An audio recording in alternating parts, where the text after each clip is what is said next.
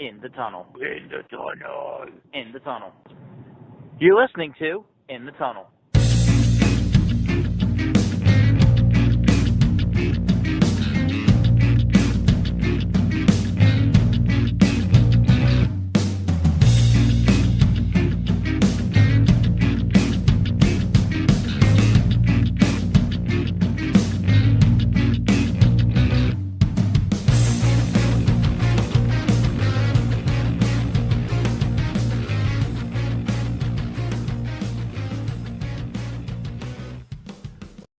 Hello and welcome to In the Tunnel, episode 90.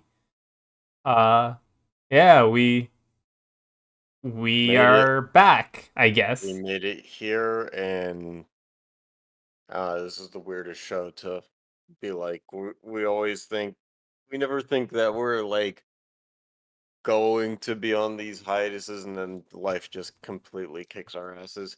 And then we kind of forget about the podcast, and we're like, say, hey, we should probably, get back into this. And then we text each other about like how we should get it back into a rhythm and like not let it happen again, only to let it happen again like a week and a half later. Not like one episode later. Yeah, not even. All right, so let's just recap some sports and look at what's happened in some of the offseason so far. So for the NHL, we had Tampa Bay and Montreal in the Stanley Cup. No surprise, Tampa Bay. Now you're gonna say no surprise for that matchup. I was gonna say No, very that much complete not. surprise for that matchup, okay? Yeah. Tampa Bay is not the surprise there. Montreal is. Well, I get that Montreal is building something outside of whatever, because Carey Price being 34, they're trying to build around him while they can. But Because his effective years are coming downwards instead of going upwards.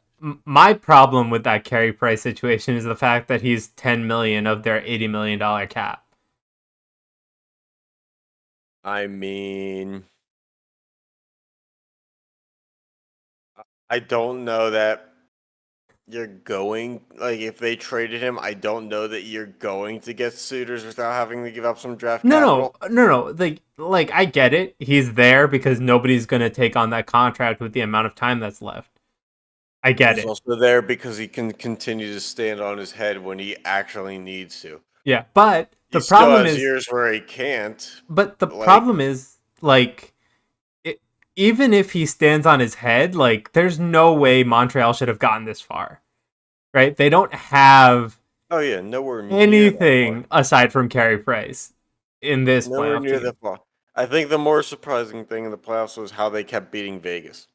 Yeah. I don't think anybody was prepared for the fact that when Vegas punched, Montreal had an answer. Yeah. Every time. Every time. And like, I don't know. I wasn't even like paying that close of attention to the NHL playoffs this season. Well, yeah. But Montreal always, for some reason, seemingly in the series had momentum up until the finals. Yeah. But the thing is, like, even if you go back and watch some of those games, I literally just look at it like the Canada series, like the fact that, they were playing each other for 2 rounds. Some of those games, I'm like, what the heck am I looking at? It looks like a completely different game. Yeah. And yeah, it did. It showed in the finals, but I was so surprised that when Montreal finally faced a non-Canada team, they did to Vegas what they did. But they couldn't keep it against Tampa Bay. Tampa Bay was just too many threats. Yeah, that's the thing about an up-and-coming team like Montreal. Again, kind of up-and-coming, I should clarify. Against a team like Tampa Bay, where all those guys have been there. All those guys know what their roles are. Yep. And what they are. Yep. And Montreal's got guys that may pan out or may not, but nobody knows. Yeah. And those guys don't know what they're going to be yet, and the organization doesn't know what they're going to be yet.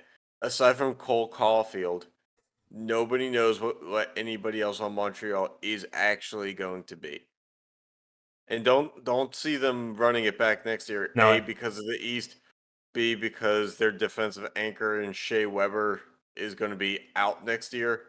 And C, because Carey Price is going to be a year older. But also, to be fair, I don't think that Shea Weber being out makes up that big of a difference. I don't know, man. Leadership in the locker room means a lot in hockey.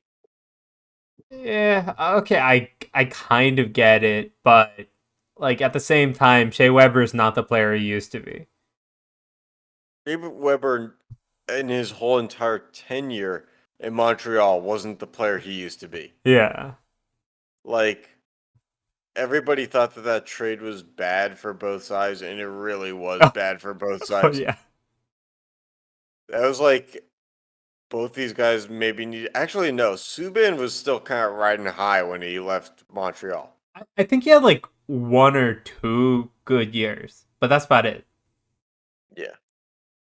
But yeah, Shea Weber kind of fell off of a cliff. Yeah. All right. Anyway, I don't know.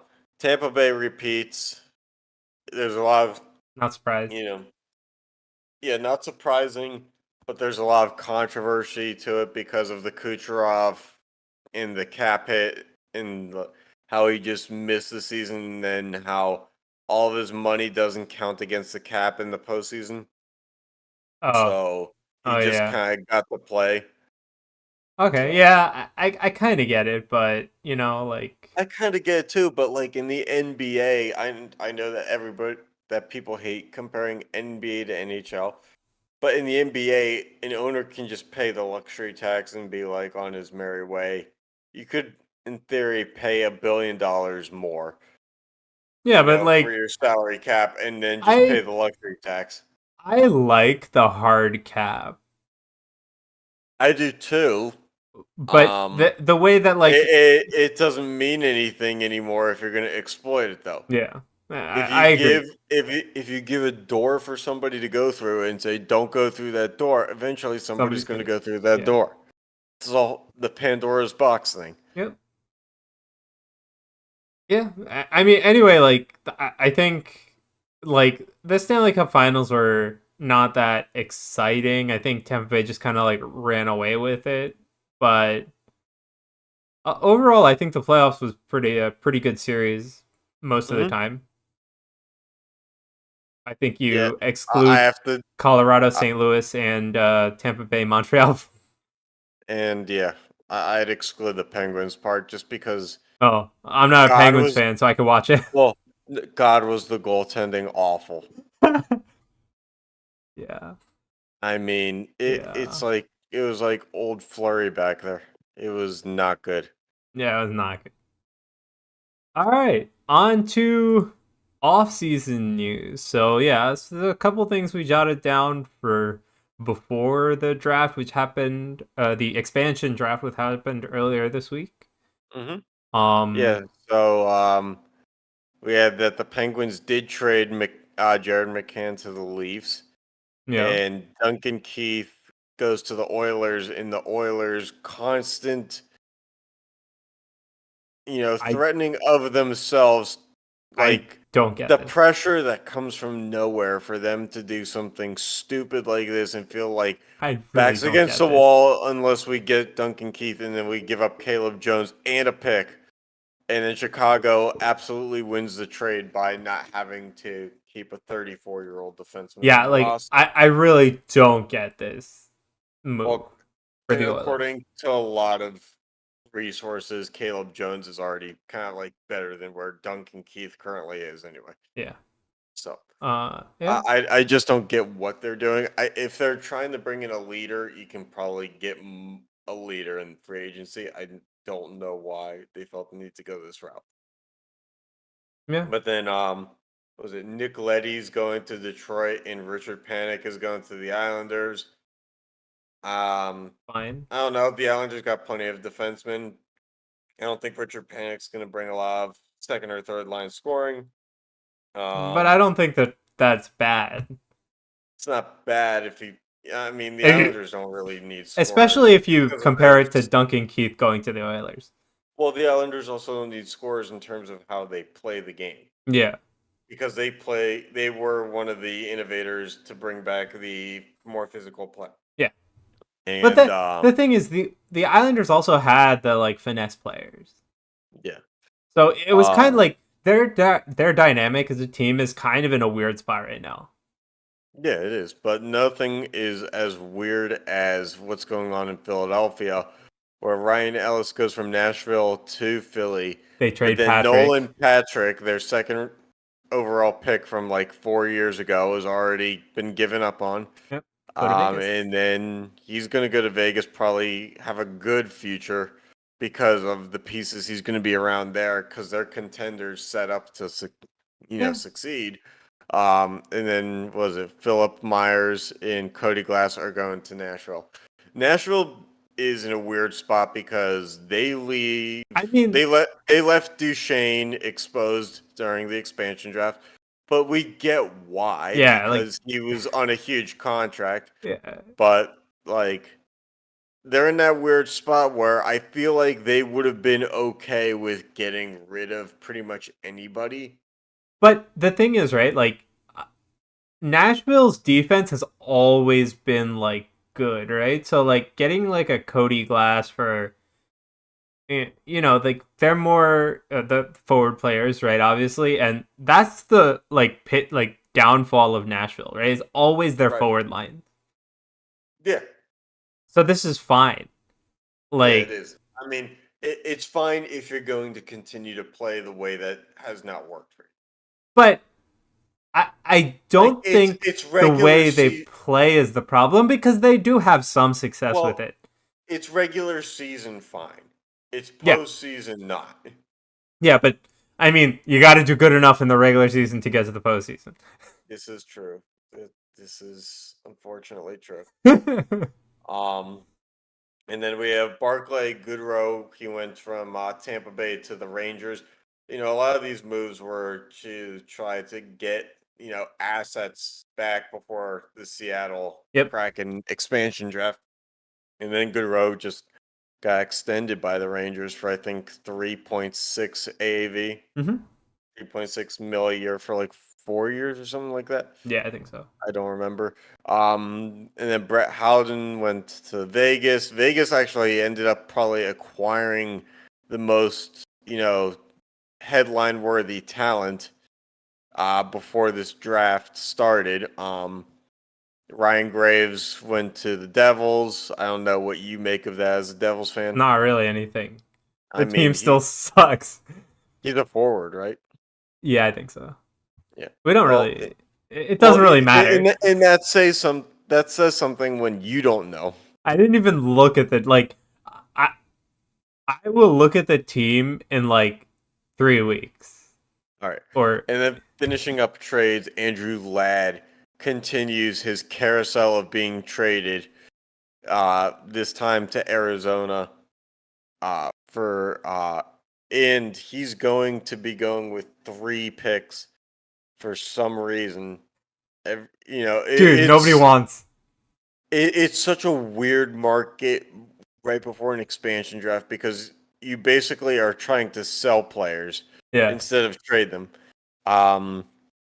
Then the rumors we know is that Fleury might be the odd man out. We didn't know, how it was going to go protection-wise for the draft, but allocating as much of the cap as they're going to between Leonard and Fleury is probably not ideal. Now we see some of the moves that Vegas has made, and I mean, this is all before free agency. Yeah, so that's a possibility. I like Florida giving, like, if Florida does give Duclair an extension, I think that's a fine thing. They did. Oh, they did. They actually did? Okay. Yeah, they did. 3-year extension. Yeah. That one was weird to me because I don't know, like for the longest time he was untapped potential. I think he was wasted potential in Chicago, right?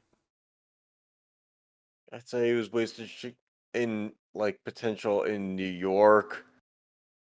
in I think Phoenix. So I think he was more untapped there, where he finally got out of the crap storm that was Chicago. Yeah, but New York, Phoenix, Columbus, Yeah. like he has been around, and he's probably in his mid-20s, probably Yeah. around 25 or something. Mm-hmm. But like, this is maybe it for him. Yeah. If this doesn't go well, he's not getting back. Yeah. I agree. What do you think of Um, Carlo extension? this was weird because I get the Bruins play physical, and I get they play a more defensive oriented system, kind of like the Islanders, like we said. But 4.1 million over 6 years for a second or third pairing is no. I mean, I'd only do that if he was your main power play guy. And he's not. I I mean, said, McAvoy. I know, that's what I'm saying. Like, what I'm saying is, like, if I'm giving 4 million to a second pairing defenseman, they better be playing the power play also. Oh yeah, for sure. And like he'll be fine on that second unit, and like sometimes he'll get like a full minute on that second unit. And other times he'll Yeah. be, sniffing less than 30 seconds on the second unit. So I don't know. It doesn't seem to bode too well. Mm-hmm. All right, moving on. All right, Seth Jones. All right, so now we know from today that not only was Seth Jones on the block, he got traded. This is a post Kraken draft move. Yep. He was traded to the Blackhawks and immediately given a 7-year, $9.5 million average extension for whatever reason.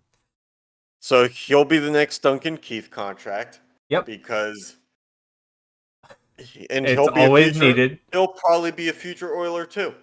Okay. Hiskinen, 8 years, almost $8.5 million. I don't get how high that they. I think it's a little high, but I don't think it's like out of left field. I think Seth Jones getting $9-some million is more out of left field than that. I'd say 7 probably was like the top that I would go for a single defenseman in Dallas.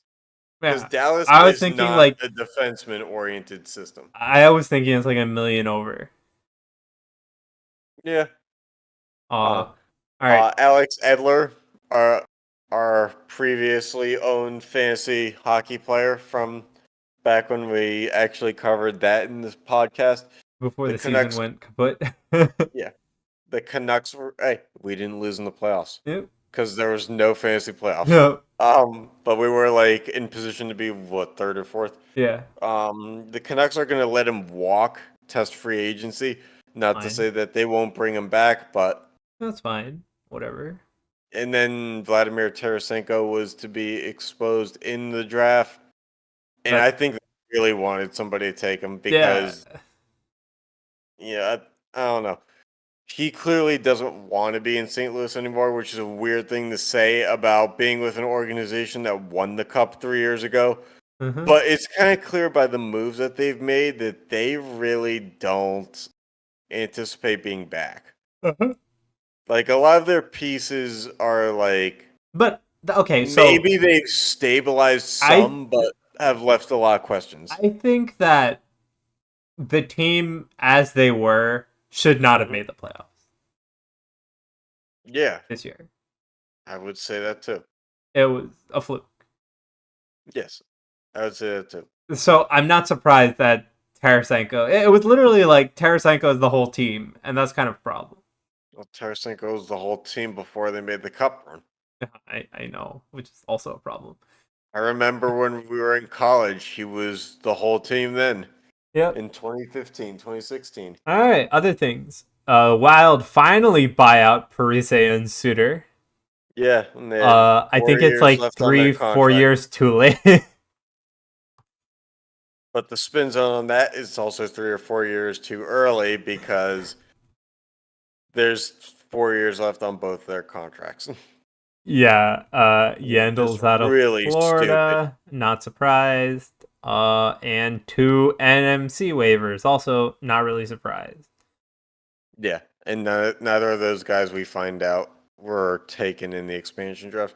That one was a little bit interesting because, and we'll get into this in a second, Ben Bishop probably would have been a decent upgrade for Seattle. But he, I don't know the His financial terms contract of his is contract. high, isn't it?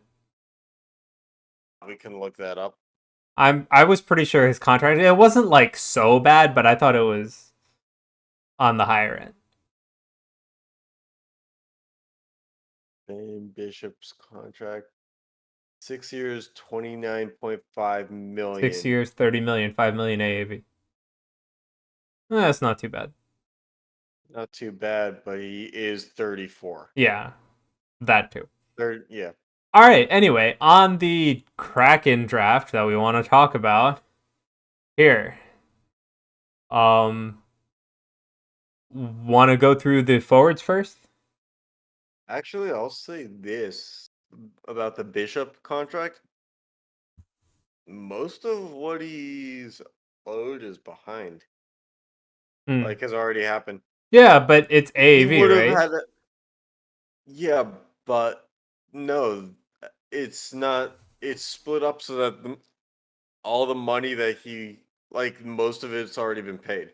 Yeah. His signing bonus would have been 2.5 million, and his incentive and cap hit would have been 1 million this year. Mm-hmm. That's it. Yeah, but still, we'll go through this. 3.5 is nothing for him. Anyway, let's go through some of the forwards, because we don't have many high opinions on most of them, right?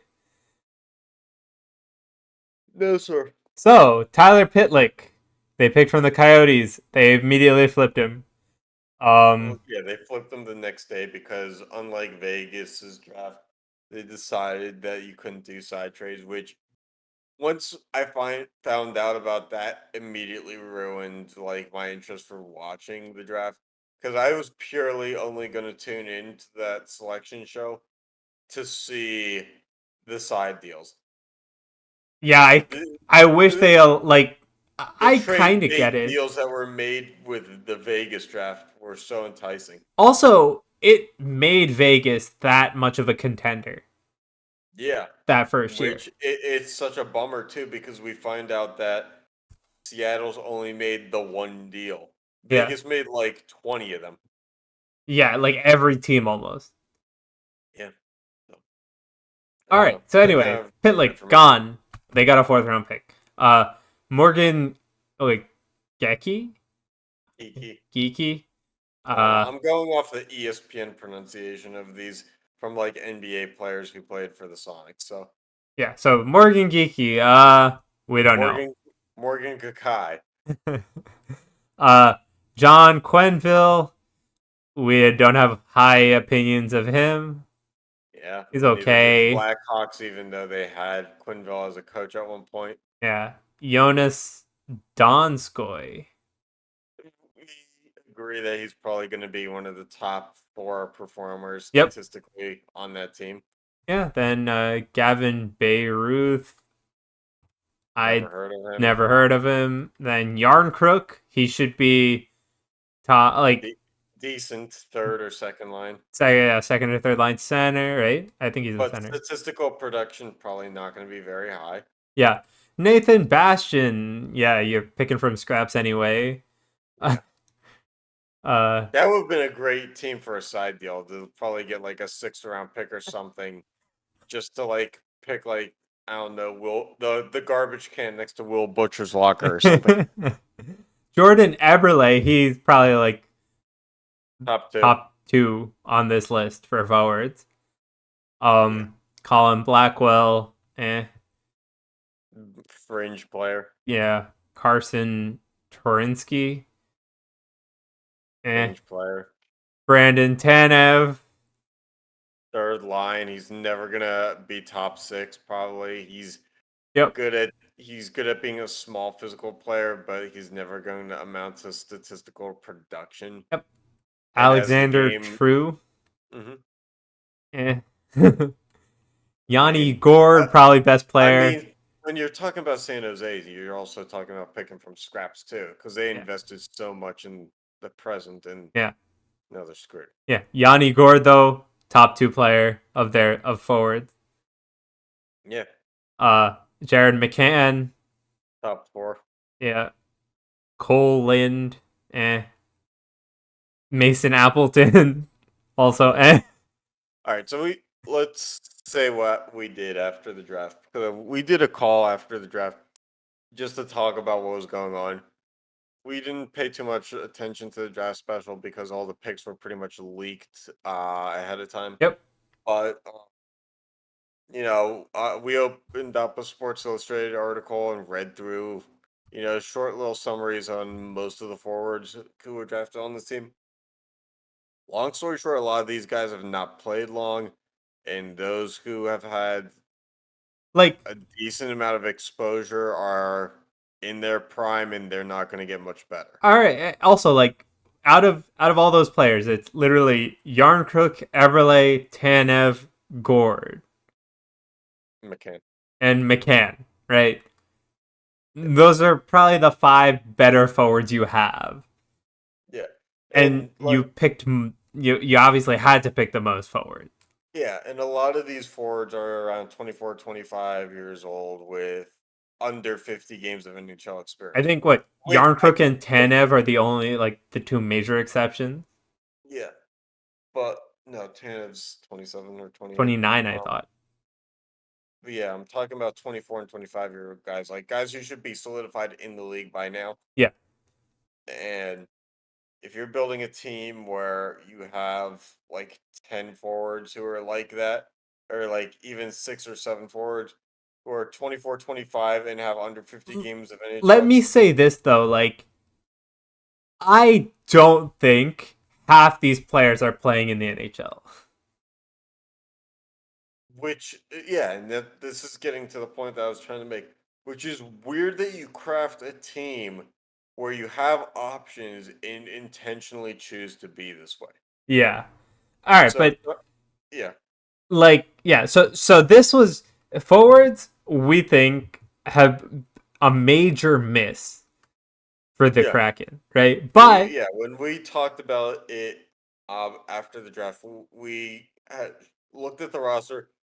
The big glaring miss is we don't know where most of the scoring comes from on this team. Right. They maybe have a line and at best 2/3 of a second line that do something. The rest cannot. Yeah, but even your best players is a second, third line center, and then maybe your top line. Yeah, on other teams. And then one wing. Yeah. On other teams, these guys, these best players would be third liners. Yeah. Aside from Eberle, Donskoy, and Gord. Right, and even with the Islanders, Eberle was being used on the third line, wasn't he? Second line, I think, mostly.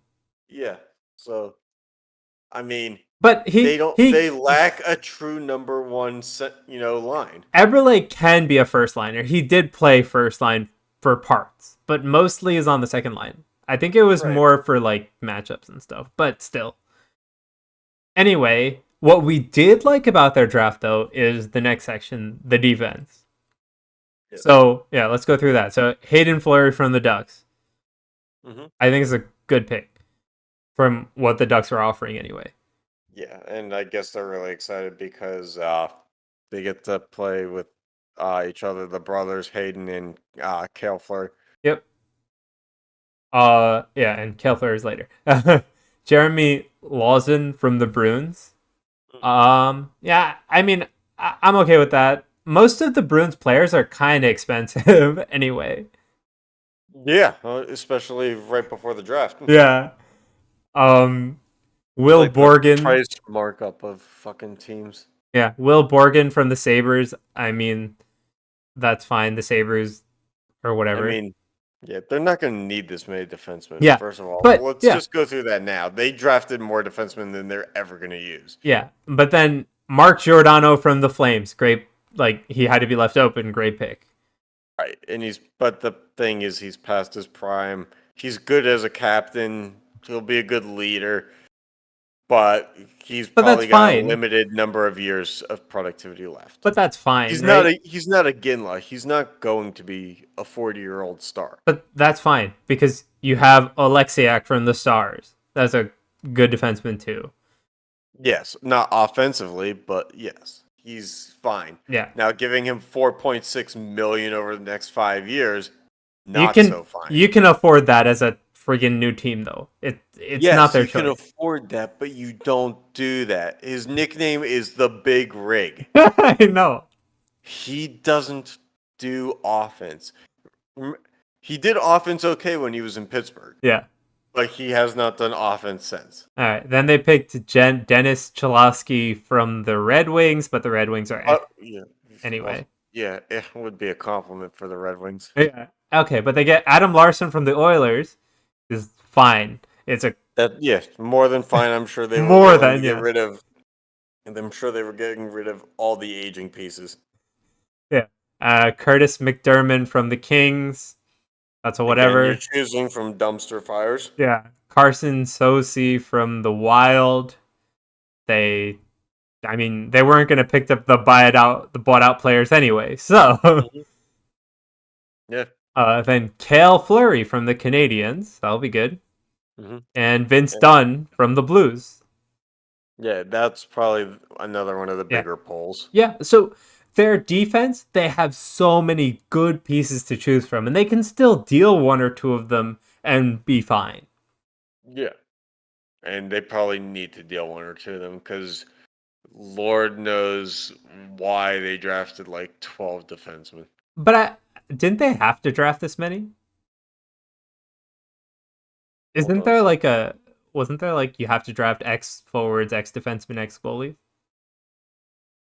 I don't know, but they actually did. Like, I was just counting in my head. They actually did draft 12 defensemen. I thought it was 11 because you. I don't know. They're going to play 6 a night. I think it's 11 defensemen they drafted. Regardless, they're going to play 6 a night. What the fuck are they doing with 5 extra defensemen? But I hold thought on to maybe one or two more. If we look back at the Vegas draft, wasn't it the same way? They drafted like 10 or 11 defensemen? They had to? Honestly, with all those side deals, I really don't know what the fuck Vegas actually drafted because they were wheeling and dealing guys. Yeah, they had like 45 players at the end of the draft. Yeah, Vegas had half their minor league system set by the end of the draft. Yeah. And then whatever they didn't have, they were like, well, we have about 120 picks now, so. And then but the thing is, right, defensemen, they picked very well. But then let's get to goalies. So Chris picked average. Greider. Average. Joey Daccord. Mm-hmm. And Vitek Vanacek. That's the only slightly above average. Right, because he has one full year of being the starter, only because Lundqvist was the... And he played in the playoffs, right? Yeah, they didn't have anybody else to. Yep. And, like, I don't know, it's weird, because, like, I get why the Florida Panthers, left Drieger unprotected. They have Spencer Knight, who was a first-round pick a couple years ago. Yep. They just brought him up. They have Bobrovsky on a huge deal. Not going to... Even if they didn't protect him, he wasn't going to go. Yeah. So, yeah, this guy gets unprotected, but I feel like him and Joey Daccord... Okay, first of all, with Joey Daccord, what does that say about what they're fucking... They still believe in Matt Murray, despite the fact that he was horrible even in Ottawa? I mean, to be fair, I really think that they could have done better. There were backup goalies from so many of these other teams. Like, you could have sacrificed one of those forwards, picked a crap forward from the Senators, and picked another goalie. Like, let's be honest. Yeah. Well, the weird thing also is Vanacek, I don't know why the Capitals didn't protect him. Who the fuck do they have in the pipeline? Maybe I just don't know. You can only protect one goalie, though. So they protected somebody else. Who they protect? Lundqvist? I don't remember, but I know Because Lundqvist didn't play. He's a year older, and Vanacek played the whole season as the starter, and then they didn't protect him. But you could only protect one thing to goalie, do. and they went through like 3, didn't they? Like 3 or 4 on the list. I have no idea. Yeah. Anyway, But like he's probably the most solid of the 3 that he's they chose. Right now he's their de facto starter, unless they do something in the offseason. Because you're not going to start Dreider or Decor over Vanacek. You're not. Yes, nor should you. Yeah. Nor should you. Yeah. So, hopefully in our coming episodes we have the Kraken have made X and Y deal to make sure they can actually field some forwards. If the Kraken have made a deal to realize that they were not ready for the draft. Well, I mean, it kind of sucks that they couldn't do the, the picks and stuff, trades, along with the draft. Yeah. Well, it's because the NHL shut that down.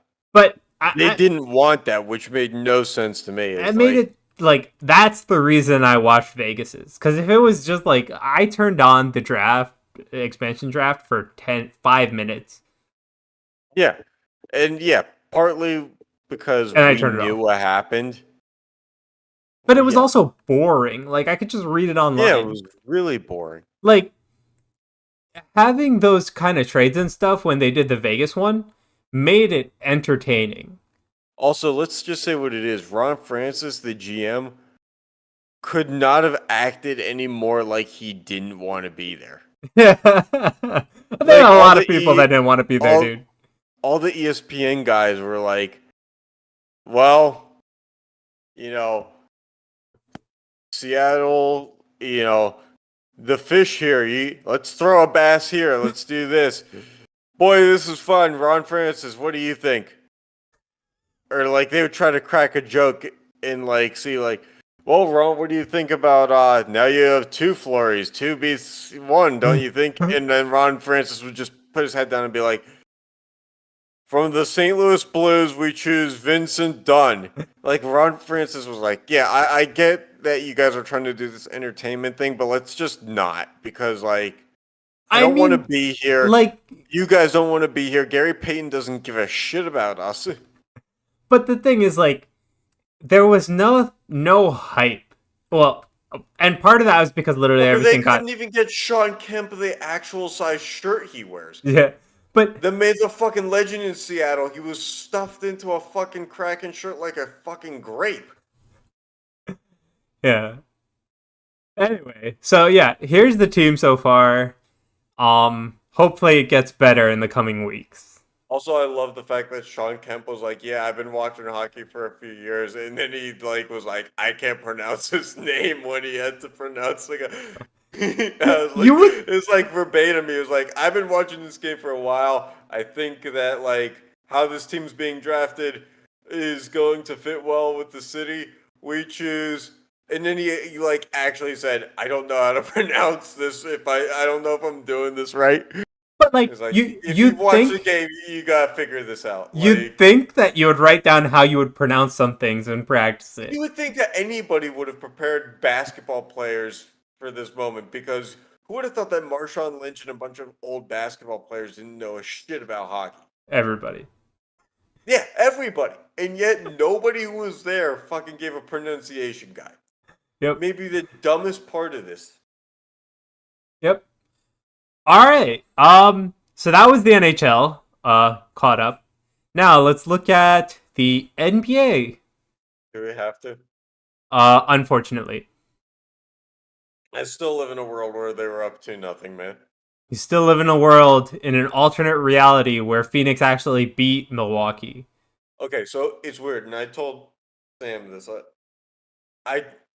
After they went up 2-0, I was sleeping one night. This was the night after they went up 2-0 in the series, the Suns. And I had a dream that they lost the series. Well, and I was convinced. Good job. that even though they were up 2-0, they were going to lose the series, and they did not win another game. Good job. After that dream. Great prediction. Yeah, lucky me. Yeah. After but never seeing them in the finals in my life, as a whole, a fucking dream that ruined it. As a whole, I think the playoffs were pretty decent. Well, ratings were up 35% for the finals. Aside from the play-in tournament, tournament can literally just get axed. Well, I hated it. Yeah, I hate it too. It's such a waste of time. The fact of the matter, or the fact that the Lakers can basically stumble into the fucking 7th seed because they get to like lose or like barely beat Golden State. Instead of being the 10th seed, they're the 7th seed then. And then they have to play the Suns. And then all of a sudden, the Suns are inexperienced and the Lakers should, handle. This is the best matchup for them. And it probably would have been, it's like, you can't, in all that is fair and balanced, you can't give the defending champs an extra door to the playoffs and be like, oh, yeah, here's your most favorable matchup. Let's tailor this experience to you. But that's like not even it. Like, the play-in tournament... had to fucking do it the hard way, and they actually fucking made, like, the 4 or 5 seed.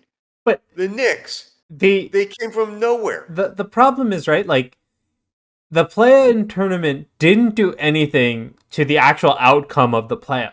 It just added unnecessary games. Right. Like, nobody who was in those playing games, like, I'm looking at it now. Well, no. Memphis was in the playing games. They won 1 game in their series. Lakers won 2. Boston, 1. 1. And Washington, 1. Like, so I guess it's okay to say, like, wow, these teams could, like, be competitive. No, but, like, can't. Not long term. No, they can't. Like the whole tournament was useless. There is something to say, and this is just coming to me now, about if you have playing teams that hit the ground running, they are, if they find their stride in those playing games, I guess more of a threat to the actual, like, 1 or 2 seeds.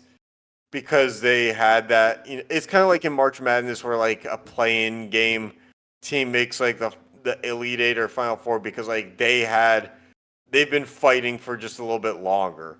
Like, ever since, like, the conference tournaments, they've been playing their hearts out, knowing that their life was on the line. But still, like, it just seemed unnecessary. It ended up being unnecessary. It just delayed the playoffs. That's all I felt like it did.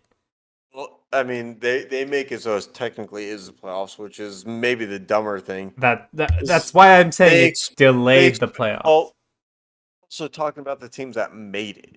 Because it's 7, 8, 9, 10. We're not talking about Charlotte, who got, like, bitch slapped by fucking Boston. Yeah. And, like, I don't know. It just delayed the playoffs. That's my opinion on it. Also, we made it 20 of 30 teams are in the playoffs. You can't do that.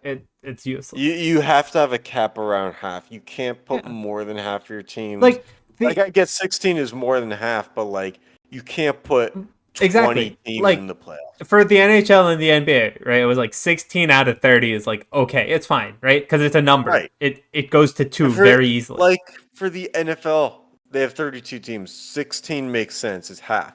Yeah, and the NFL didn't do that. Yeah. They would do 6 per conference, and now they're doing 7. Yeah. So it's like it just doesn't make sense. You expand it, so you're literally, like, teams don't have to try anymore. Right. Which, I mean, it's weird because, like, it makes it so that teams who are potentially in sell mode trying to get draft picks are trying to buy to get anywhere near the playoffs. And it's like, but also, a team that's drafting 8th overall is in the playoffs, or, like, playoff push, and it shouldn't be that. Also, like, you'll have a team that's gonna be like, they're gonna be fully selling off and they'll be 10th seed. Like, that's a problem, right? they won't even need to try and, like, if I'm 10th seed, I'm not trying. Like, you're already at the bottom, like, what, you have 3 or 4 If I'm teams the under 10 you? seed, I'm probably not fucking showing up for the goddamn game. Exactly. So, like, I'm already selling off anyway. If I'm the 10 seed, my owner probably didn't give a shit about our team enough to like invest in quality free agents. And what are we actually doing here? Yeah. All right. Anything else we want to say about the NBA? Not really. I just hope that the Suns will get back anywhere near here as a fan of them because I don't know. It's weird because first time in my lifetime that they made the finals because even in the Nash and Stoudemire days, they never made the finals. Yep. Um, it was fun while it lasted as a fan. It was fun to get back into the NBA again, having a rooting interest, but Mm-hmm. like I don't know, man. As long as LeBron is there, You know, he's gonna retool at some point. so once Milwaukee beat Brooklyn, I really didn't see them stopping. And I guess I was right. But when Phoenix went up 2-0, I was like, oh, this could be. My thing was they looked so good in those first two games, and then completely went away from what they were working. Yeah. What worked for them was they attacked the rim. They were getting foul calls, getting to the free throw line, and then for some reason, completely went away from it. Yeah. Like the NBA isn't full of foul calls. They were like, we'll be the one team that doesn't get in the bonus. They apparently shot the least amount of free throws by any team in the finals in history. Good for them. They made history. Yeah, despite the fact that they shot like 40 free throws in the first game, they somehow finished last in the series. That's crazy. Anyway, that's it for the NBA. Let's look at some MLB, huh? Sure. All right. So, big things. They are going to remove 7-inning doubleheaders and auto second base start extra innings for next season, right? Yes, and it's a great thing unless you're a gambler.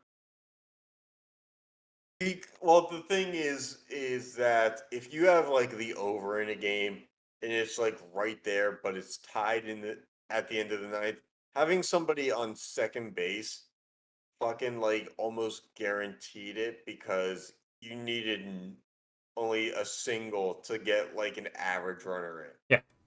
And it also did wonders if you bet like the away team because if it went to extra innings, that away team always like ever since they put it in this extra innings second base start thing, the away team always feels like it goes off. It's like inevitable because pitchers aren't bullpen pitchers just aren't built for like starting with a 0-out double. Right. Also, like, it's literally a sac fly get you a run in most cases. Well, yeah, one outside fly. Yeah, but like you're starting with a runner on second base already. It doesn't matter. Yeah. And then 7-inning doubleheaders. It was just like, why am I watching this game? Well, that one I understand because, like, I don't know, as someone who has seen a doubleheader in person, if you're like, say you buy your tickets and it's like a rain delay doubleheader because, like, you buy your tickets expecting that you're gonna have a 9-inning game, and then like it gets rained out, and so your tickets are still good for but like that. You lose 2 innings. Yeah, you don't get your money's worth. And you really don't get your money's worth if you're buying tickets for that day knowing it's a doubleheader because like you're missing out on 4 innings and it's like but also like you get more than 9 innings but you're not getting the full product. Pitching a complete game in a doubleheader infinitely easier. Oh yeah, for sure. Especially the back end of a doubleheader. Well, that was the Madison Bumgarner thing. Yeah. They didn't call it a no-hitter because he only went 7 innings. Yeah, and but what the hell? Well, he pitched a complete game. Yeah, but I mean, if you're gonna, those 6 outs are the hardest to get. Yeah, but the thing is, if as a league, you say that 7 inning doubleheaders are complete games. It's also no hitters.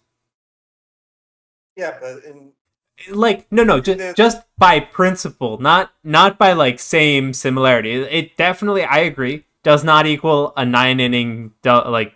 well, I wasn't even gonna say that. I was gonna say if you're gonna say that basically anything that you can call it a complete game is, then a game that gets rained out as like a final in the No, but fifth I'm inning. saying that the rules have stopped the game at 7 innings. I'm not saying a rain delay has stopped it after 6 or No, five and a no, half. I'm saying that like some games go final after 5 innings. Yeah, but the thing is, that's usually due to extenuating circumstances, like Right. rain or something. I'm saying that there is something in the rules that stops this game at 7 innings. So why can't you give him a no hitter? Right? It's I not guess. rain or thunder or a snow out or power just disappearing or whatever unexpected circumstance that makes the game artificially end. I think it depends on the number of pitches. Like if Bumgarner is above like 120 pitches in the seventh inning, I'm all for it because his arm is definitely tired by then. If someone's like at 85 pitches in the seventh inning, They've done their job correctly if they're at 85 pitches in the 7th inning. right? But if they're like, if it's that easy for them, That's not their fault. Like, my point is that the MLB rules have now stopped the game. Nothing but that. So you put an asterisk next to it, I don't care, but it's still a no hitter because it's not extenuating circumstances stopping the game like a rain out or whatever else. fair enough. All right, moving on. Moving on is the Olympics, which have started today. Yes. Did Um, you watch the opening ceremony? no, I didn't because I was at work, I was right? working. Yeah, same. All right. Yeah. So there's no fans for this Olympics. So apparently, we can go this far into a pandemic and then things finally get worse. Who I would have mean, thought that that it was was going to get expected, worse? though, right? Yeah. Oh yeah, for sure. The dumbest thing was people thinking that it was over. The last pandemic we had took 3 years. We're what, a year and a half in? Yeah, and like medical technology is so much better now, but like Doesn't matter. it's all experimental. Yeah, doesn't It's matter. all experimental right now. Yep. And then in terms of the USA basketball, which has been an absolute train wreck, Yep. losing two exhibition games, they won their third. Finally. And then out of quote precautions, they shut down the other exhibition games before flying over to Japan, which is weird because they didn't shut down the women's exhibition games. It's the outbreak's been in the men's side anyway, right? Yes, Zach Levine was okay. Like they thought he was gonna be out, but got negative tests. Kevin Love opted out, No, that's his which was choice. weird because yeah, well, it this was Kevin Love's probably like last hurrah at being like the all-star player he once was, Mm-hmm. I agree. and he just flat out left out of his own volition. That's fine. Yeah. The problem is the replacements suck. Yeah, JaVale McGee and I Keldon mean, JaVale Johnson. McGee. The problem with the U.S. team was they did need size Yes. because Bam Adebayo is a 6'9" center, Mm-hmm. and as talented and skilled as the U.S. team is, you do need size because that's what other countries have. Mm-hmm. Maybe not the most talented size, but they have size. So JaVale McGee does bring size, whereas so many dominant centers now are international, like Jokic. Even Aiton is from the Bahamas. Embiid is from Cameroon. Yep. So it's a limited pool, but I don't know. JaVale McGee feels like he'll be fine, but probably not worthy of being an Olympian. Keldon Johnson is like a guy who, because Popovich is coaching Team USA, Yeah. and Keldon Johnson's on the Spurs. Yeah. So he was on the select team, which is like the backup team. Um, and so they just plucked him off. And then Jeremy Grant, who had a good year at Detroit, is not. I don't believe he's going. I think he got replaced. Bradley Beal, I think, got replaced Yeah, too. both of them, because they both are officially in protocols, which means they should have gotten a positive test. Which I have no idea what that means, if they're ever going to be able to fly back over there and just finish it up. I don't 'Cause think that, the Olympic Committee should let you fly in late. yeah, it's weird because no, Team USA basketball had, from the Bucks and Sun series, Holiday, Middleton, and Booker. All three flew straight to Japan Yeah, after the finals. yeah, They but didn't fly with the team. yeah, but like the thing just started today, so they still made it. I mean, but in terms of like testing and quarantining and stuff like that, you would have thought that they would have gotten those guys to the Olympic Village a few days before, Yeah, like as a mandatory deadline. yeah, I guess. So, I don't know. We'll see. We'll see how it goes. It's an interesting time. Thank God we have the Olympics for 2 weeks before preseason football, because if I had to deal with just baseball for the next month, I'd probably jump off of a patio. Because yeah, the Pirates. How about them? Hey, I was at the game where they had the walk-off grand slam against the Mets. Oh, yeah. My That parents was don't want to hear wild. about it. That game was wild. The whole left field deck was all Mets fans, like all blue shirts. That's what I expect at a They're Pirates all game. part of some club. No, they were all part of some club. They all had the same shirt on. Oh, It was like the seventh line pit line or something. okay. I have no idea how many people were in that club, but it was well over 300. All right. And Yeah. they did not join in the wave. Yeah. Anything else we want to say? Nah, I'm good. Hopefully we'll get back into a swing of things here. Yeah. Thanks for tuning in, and catch you next time.